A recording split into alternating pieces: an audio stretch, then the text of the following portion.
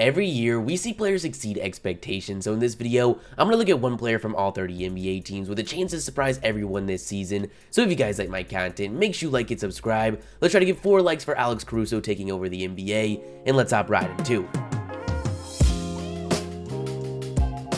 Okay guys, we're going to start with the Los Angeles Clippers, where we have Landry Shamet, who's actually gone somewhat forgotten recently when talking about this team going into next season. The Clippers avoided sending him to Oklahoma City, and he just might be the perfect player to play alongside PG and Kawhi.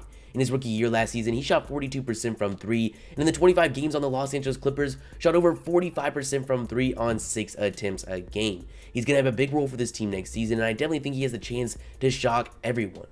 Next, we got the Denver Nuggets, where we're going with Michael Porter Jr., former #1 overall ranked player in high school. Has had to deal with some pretty bad injuries over the past couple seasons, both in college and in his rookie year, but he seems to be healthy and poised for a breakout season. You can argue bull here, but I don't think he's going to have nearly a big enough role to prove himself next year.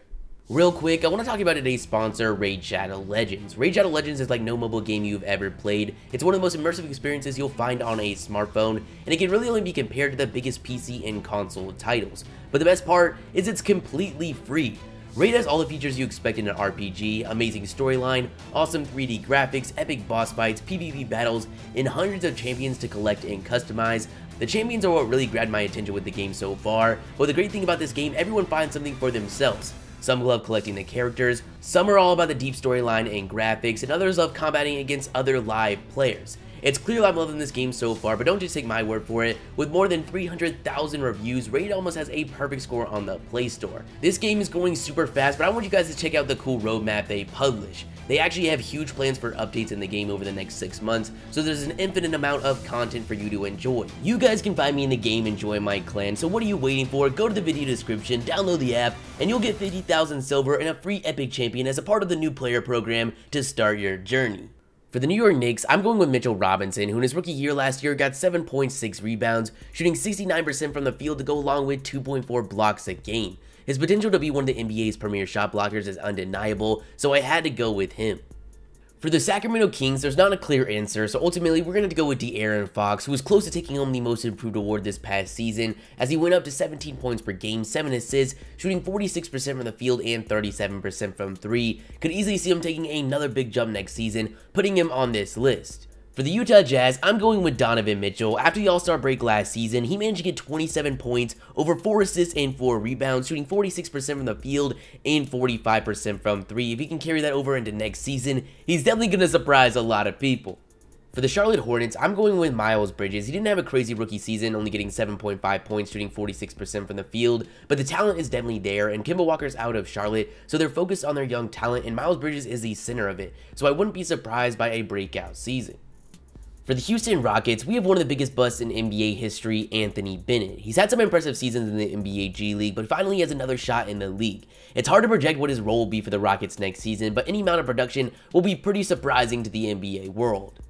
Next, we got the Oklahoma City Thunder, and I'm going to go with the 23rd overall pick in the 2019 NBA draft, Darius Bazley. He was a top-ranked player in high school, but actually foregoed college to take an internship at New Balance, so he's a very unknown prospect.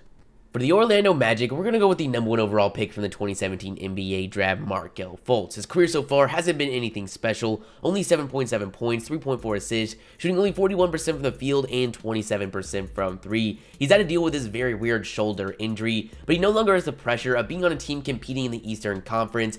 Hopefully what we saw in Philadelphia was more mental than anything. He can get past it and produce for the Orlando Magic. They just picked up his 4th-year option, so they at least have some confidence in him, and I'm excited to see what he can do going into the future.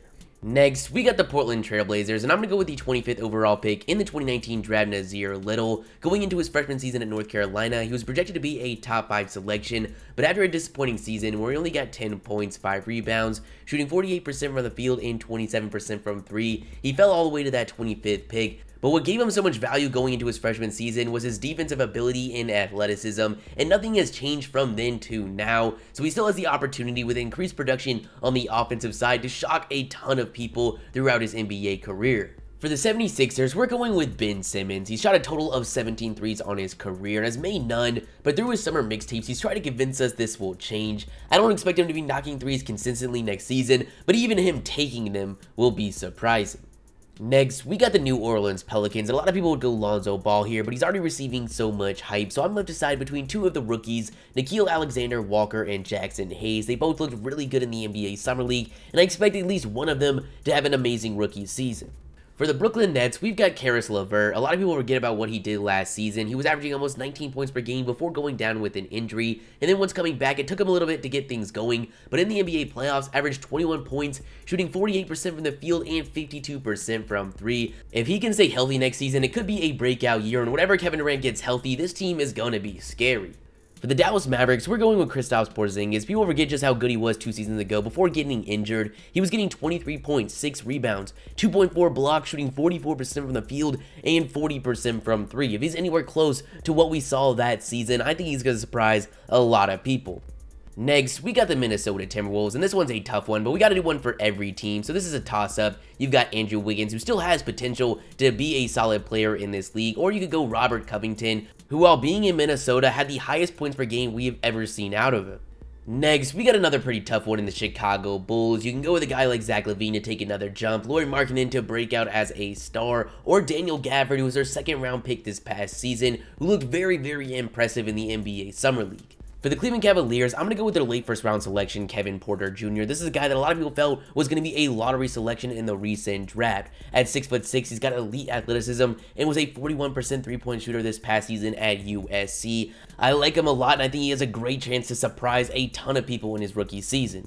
For the Detroit Pistons, we have to go Joe Johnson. Since being out of the NBA, he headed over to the Big Three, where he absolutely dominated, leading in points and assists, and managed to take home their MVP award. This season, he managed to get a contract with the Detroit Pistons. It's unclear what his role is going to be for this team, but he definitely has the opportunity to revive his NBA career.